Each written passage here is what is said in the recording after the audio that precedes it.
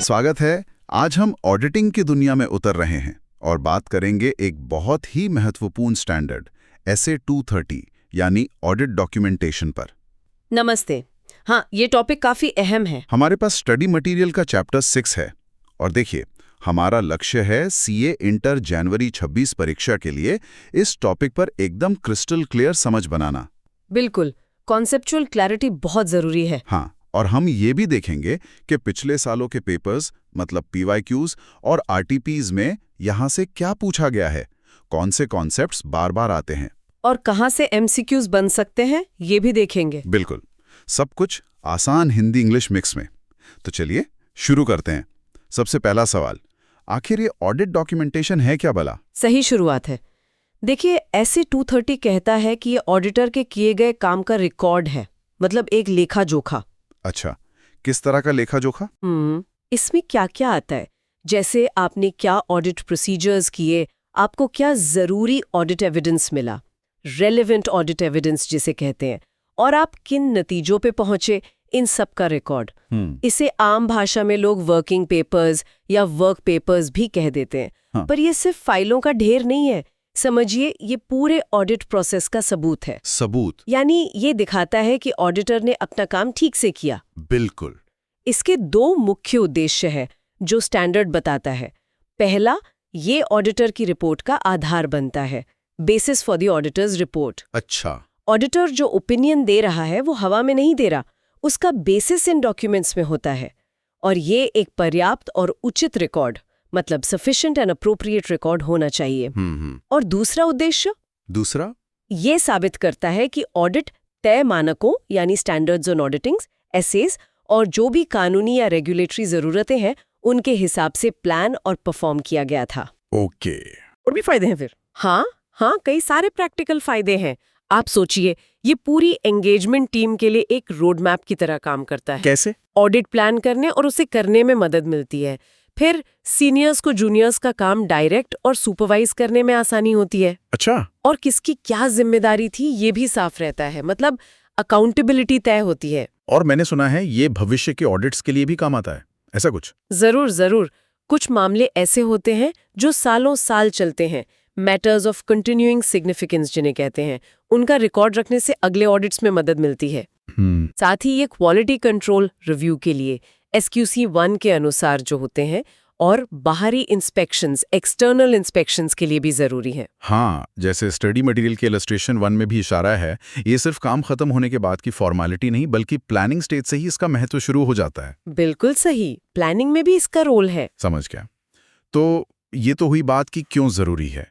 अब आते हैं इस पर कि ये डॉक्यूमेंटेशन कितना होना चाहिए और कैसा दिखना चाहिए। मतलब फॉर्म, कंटेंट एंड एक्सटेंट की बात करें, क्या हर ऑडिट के लिए एक जैसा होता है? नहीं, बिल्कुल नहीं। ये कई बातों पर निर्भर करता है। आप खुद सोचिए, एक छोटी सी दुकान का ऑडिट और एक बहुत बड़ी मल्टीनेशनल कंपनी का ऑडिट, क्या दोनों में एक जैसे वर्किंग पेपर्स बनेंगे? नहीं ना? नहीं, जाहिर है। तो पहला फैक्टर है एंटिटी का साइज और complexity, size and complexity of the entity. सही बात है। दूसरा, आप क्या ऑडिट प्रोसीजर्स कर रहे हैं, नेचर ऑफ ऑडिट प्रोसीजर्स, मतलब रूटीन वेरिफिकेशन है या कोई खास जांच। तीसरा, आपने मटेरियल मिसस्टेटमेंट के कितने और कैसे रिस्क्स पहचाने हैं, identified risks of material misstatement. अच्छा, जहां रिस्क ज्यादा वहां डॉक्यूमेंटेशन भी ज्यादा? हाँ, बिल्कुल, जहां रिस्क ज्यादा वहां ज्यादा डिटेल में डॉक्यूमेंटेशन चाहिए होगा। फिर जो ऑडिट एविडेंस मिला है उसका महत्व क्या है, सिग्निफिकेंस ऑफ ऑडिट एविडेंस। अगर कोई गड़बड़ी मिली है, कोई एक्सेप्शन मिली है, तो वो कितनी बड़ी है और किस तरह की है। क्या किसी खास नतीजे पर पहुंचने के लिए उसे विस्तार से लिखने की जरूरत है, need to document a conclusion. ये सब बातें भी मायने रखती हैं। और आजकल ऑडिट करने के तरीके भी तो बदल रहे हैं, टूल्स वगैरह। हाँ, वो भी एक फैक्टर है। इस्तेमाल की गई ऑडिट मेथोडोलॉजी और tools, audit methodology and tools used.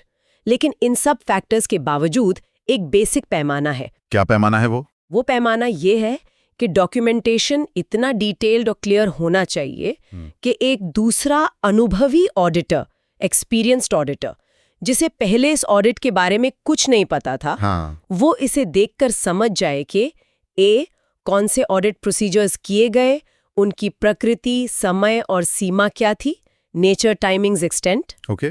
B, उन प्रोसीजर्स के नतीजे क्या निकले और क्या एविडेंस मिला। Results and evidence obtained. और सी, ऑडिट के दौरान कौन से महत्वपूर्ण मामले, सिग्निफिकेंट मैटर्स, सामने आए, उन पर ऑडिटर क्या निष्कर्ष पर पहुंचा और क्या महत्वपूर्ण प्रोफेशनल जजमेंट्स लिए गए, सिग्निफिकेंट प्रोफेशनल जजमेंट्स मेड। इसमें यह भी लिखना होता है कि कौन सी खास आइटम टेस्ट की गई, काम किसने और कब किया, और किसने और कब रिव्यू किया, ये सब भी। बिल्कुल बिल्कुल। स्पेसिफिक आइटम्स और मैटर्स टेस्टेड की पहचान होनी चाहिए। किसने काम किया, कब पूरा किया, किसने रिव्यू किया, कब रिव्यू किया और कितना रिव्यू किया, ये सब अकाउंटेबिलिटी और क्वालिटी कंट्रोल के लिए बहुत जरूरी है। और हाँ, मैनेजमेंट या दोज चार्ज्ड विद गवर्नेंस, मतलब जो लोग कंपनी की निगरानी करते हैं, उनके साथ अगर किसी महत्वपूर्ण मुद्दे पर बात हुई है तो उसका भी रिकॉर्ड रखना होता है। क्या रिकॉर्ड करना होता है उसमें? क्या बात हुई, कब हुई और किसके साथ हुई। Discussions of significant matters. एक दिलचस्प बात और है, अगर कोई ऐसी जानकारी मिले जो ऑडिटर के फाइनल निष्कर्ष से मेल नहीं खाती, मतलब इनकंसिस्टेंट इन्फॉर्मेशन, तो उसका क्या। बहुत अच्छा पॉइंट उठाया आपने। अगर ऐसा कुछ मिलता है तो डॉक्यूमेंटेशन में ये भी लिखना होता है कि उस इनकंसिस्टेंसी को कैसे हल किया गया, कैसे एड्रेस किया गया। ट्रांसपेरेंसी बहुत जरूरी है। ठीक है, तो उदाहरण के तौर पे इन वर्किंग पेपर्स में क्या क्या शामिल हो सकता है? एग्जाम्पल्स। इसमें कई तरह की चीजें आ सकती हैं, जैसे आपके audit programmes, analysis reports, issue memorandum, जहां आप किसी खास मुद्दे को डिटेल में लिखते हैं। महत्वपूर्ण मामलों के सारांश, summaries of significant matters, confirmation letters, जैसे बैंक से या डेटा से, मैनेजमेंट से मिले रिप्रेजेंटेशन लेटर्स, चेकलिस्ट्स, और जरूरी कॉरेस्पॉन्डेंस जिसमें ईमेल वगैरह भी शामिल हैं। क्या क्लाइंट के रिकॉर्ड्स की कॉपी भी लगा सकते हैं, जैसे कोई कॉन्ट्रैक्ट? हाँ, अगर जरूरी लगे तो ऑडिटर एंटिटी के रिकॉर्ड्स की कॉपी, जैसे कोई इंपॉर्टेंट कॉन्ट्रैक्ट, अपने वर्किंग पेपर्स में रख सकता है। लेकिन एक बात गांठ बांध लेनी चाहिए, ऑडिट डॉक्यूमेंटेशन क्लाइंट के अकाउंटिंग रिकॉर्ड्स का विकल्प नहीं है। It's not a substitute for the entities accounting records. अच्छा। और हाँ, पुराने ड्राफ्ट्स, अधूरे नोट्स या एक ही चीज की कई कॉपियां, मतलब सुपरसीडेड डॉक्यूमेंट्स या प्रिलिमिनरी थिंकिंग, इनको रखने की जरूरत नहीं है।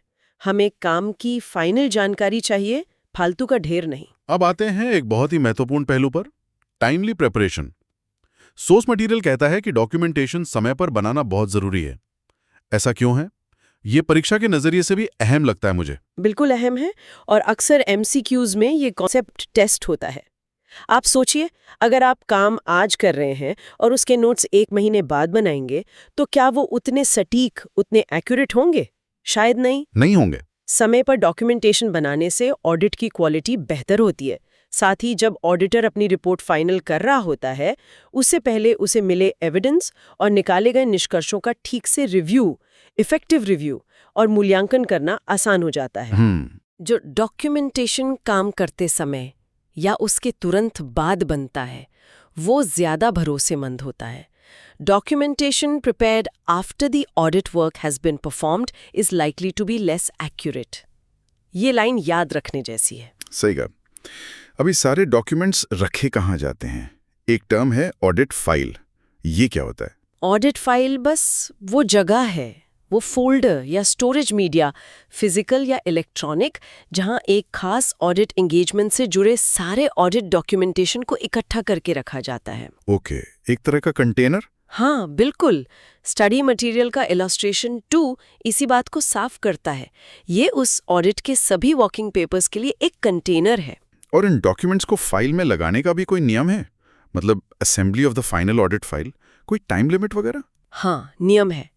ऑडिटर को सारे डॉक्यूमेंटेशन को ऑडिट फाइल में असेंबल करना होता है, और ये काम ऑडिटर की रिपोर्ट जारी होने के बाद एक तय समय के अंदर पूरा कर लेना चाहिए। कितना समय? Standard on quality control SQC-1 बताता है कि फाइनल ऑडिट फाइल को असेंबल करने की ये समय सीमा आमतौर पर ऑडिटर की रिपोर्ट की तारीख से 60 दिनों से ज्यादा नहीं होनी चाहिए।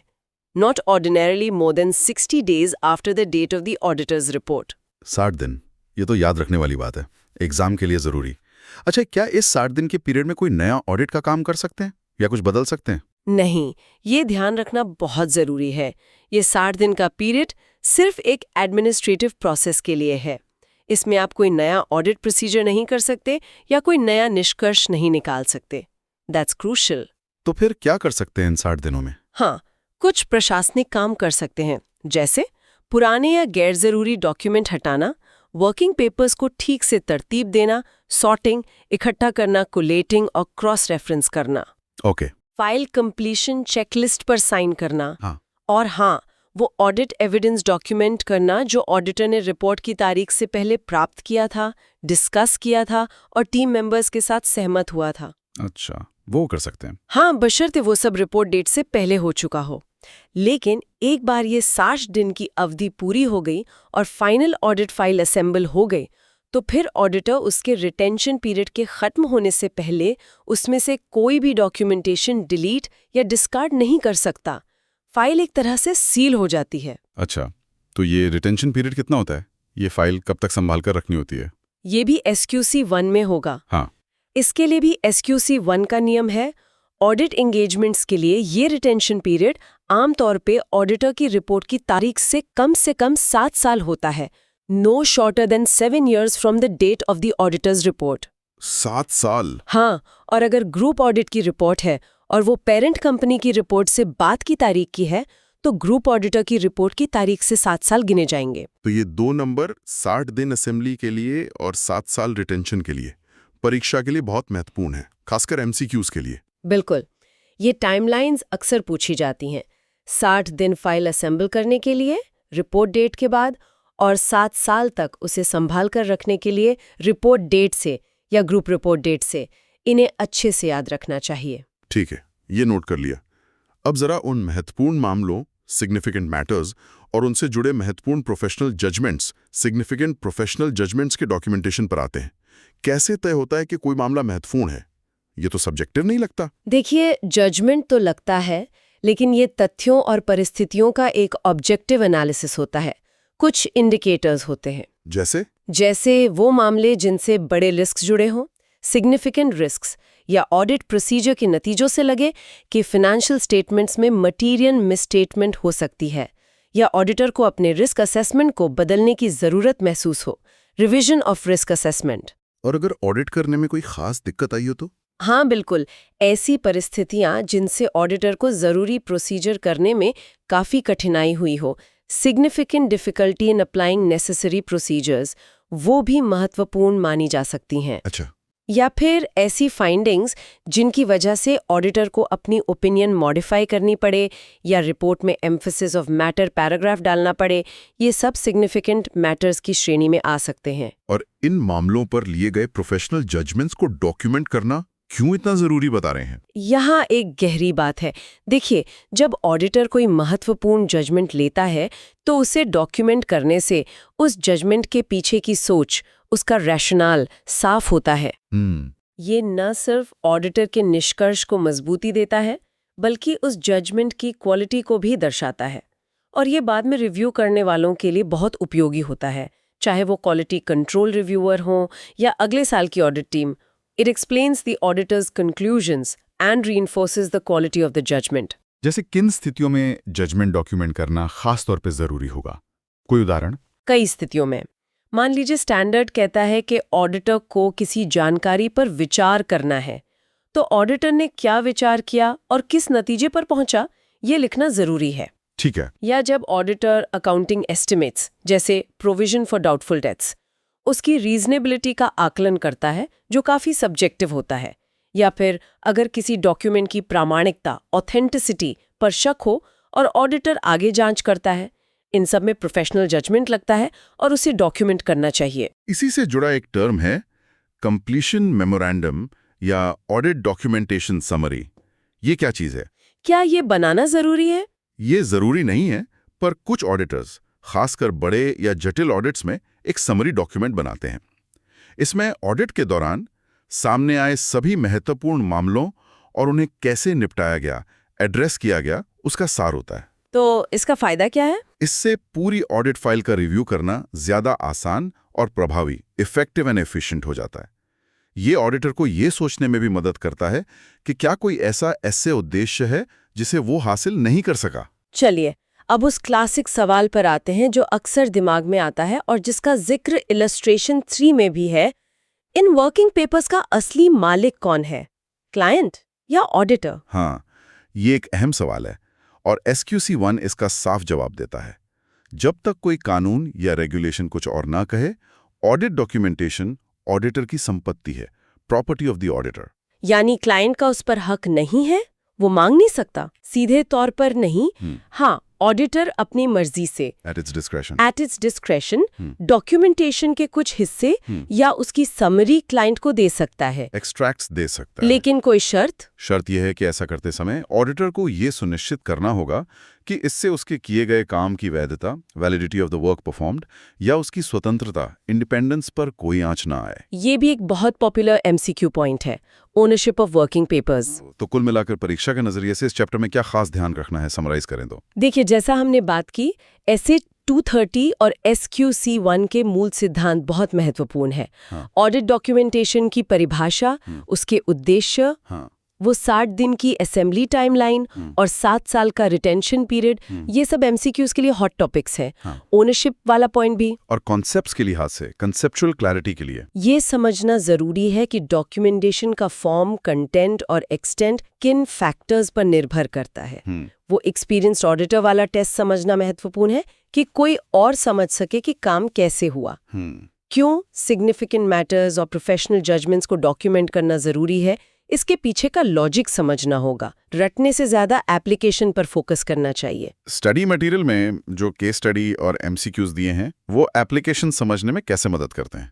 क्या उनसे PYQ और TP ट्रेंड्स का अंदाजा लगता है? बिल्कुल, वो आपको दिखाते हैं कि परीक्षा में प्रिंसिपल्स को कैसे प्रैक्टिकल सिचुएशन में ढाला जा सकता है। जैसे केस स्टडी के सवाल ये टेस्ट करते हैं कि क्या आप समझते हैं कि अगर काम डेलीगेट हुआ और किसी और ने किया तो डॉक्यूमेंटेशन अपडेट होना चाहिए? हाँ, वो पहला सवाल था शायद। जजमेंट भी डॉक्यूमेंट करना होता है। इसी तरह MCQs टाइमलीनेस, ओनरशिप या कौन सी चीज़ डॉक्यूमेंटेशन का हिस्सा नहीं है, जैसे MCQ 3 में खरीदारों की डिलीवरी शेड्यूल, अच्छा, या इंटरनल ऑडिटर पर निर्भरता के डॉक्यूमेंटेशन की बारीकियां, जैसे MCQ 4 में इंटरनल ऑडिटर की स्पेसिफिक रिकमेंडेशंस डॉक्यूमेंट करना जरूरी नहीं। इन सबको टेस्ट करते हैं। यानी सवालों का पैटर्न ये है कि वो सीधे नियम पूछने के बजाय सिचुएशन देकर पूछते हैं कि यहाँ क्या लागू होगा या क्या सही प्रैक्टिस है। हाँ, ज्यादातर यही ट्रेंड है। करेक्ट, इनकरेक्ट और थ्योरेटिकल क्वेश्चंस आपकी बेसिक समझ मजबूत करते हैं, और टेस्ट योर अंडरस्टैंडिंग वाले सवाल, हाँ, वो आखिर में थे। हाँ, जैसे मैनेजमेंट से चर्चा, डॉक्यूमेंट करना, या वो 60 दिन बाद फाइल बनाना और उसमें बैकडेटेड पेपर डालना। TY2 वाला उदाहरण ये दिखाते हैं कि नियमों का उल्लंघन कैसे हो सकता है और उसके क्या परिणाम हो सकते हैं। ये प्रैक्टिकल एप्लीकेशन और संभावित परीक्षा परिदृश्यों को दर्शाते हैं। बहुत बढ़िया। तो संक्षेप में, ऑडिट डॉक्यूमेंटेशन ऐसे 230 सिर्फ एक खाना पूर्ति नहीं है, बल्कि एक अच्छे भरोसेमंद ऑडिट की बुनियाद है।